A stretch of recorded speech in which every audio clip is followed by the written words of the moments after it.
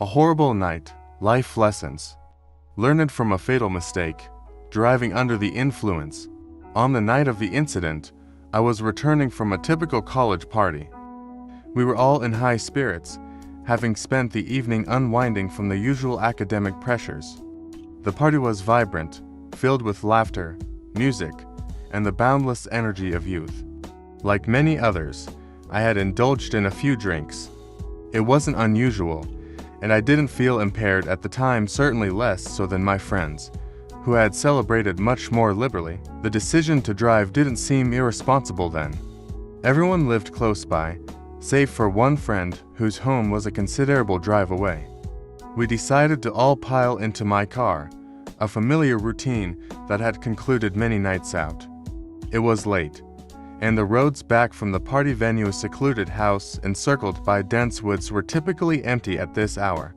The serene, tree-lined route, often the subject of our light-hearted ghost tales, promised an uneventful journey back. As we set off, the car was filled with the lingering euphoria of the party. My friends, in various stages of inebriation, continued their revelry in the back seats, their laughter echoing in the confined space of the car. I focused on the road, the headlights cutting a swath through the darkness ahead.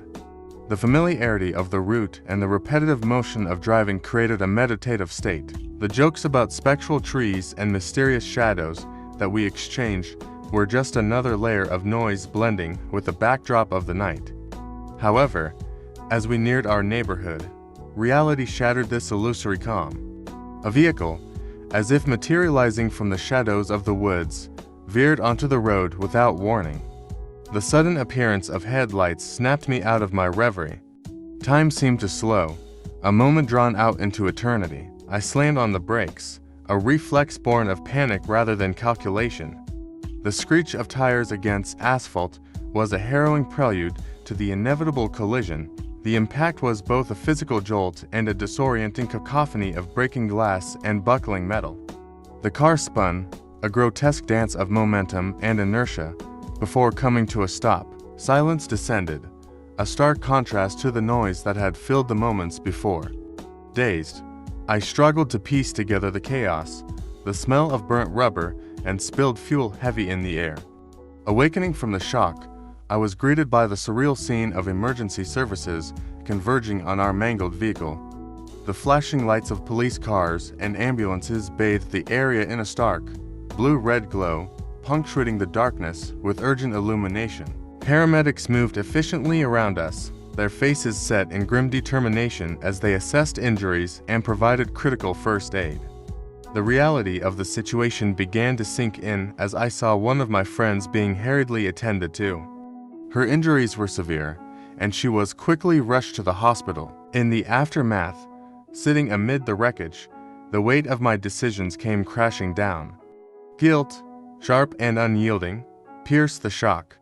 I replayed the night, the drinks, and the drive, each choice leading inexorably to this moment.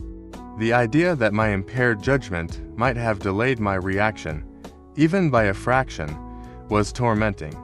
The possibility that this delay could have contributed to the accident was a thought that bore heavily on me. My friend's condition worsened, and despite the best efforts of the medical team, she passed away.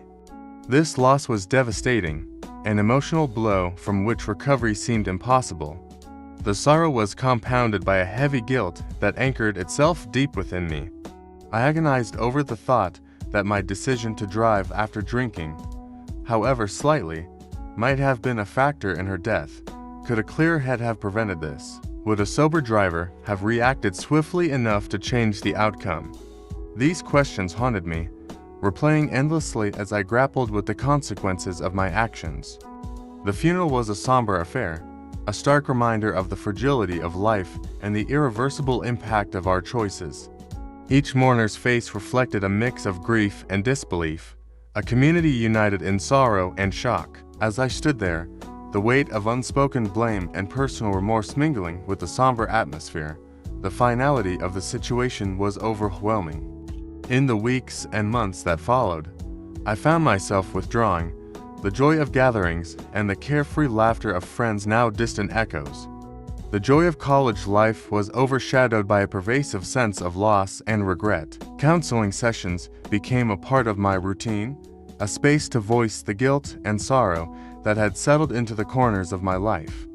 Through these sessions, I began to understand the depth of my responsibility and the importance of forgiveness, both of others and of myself.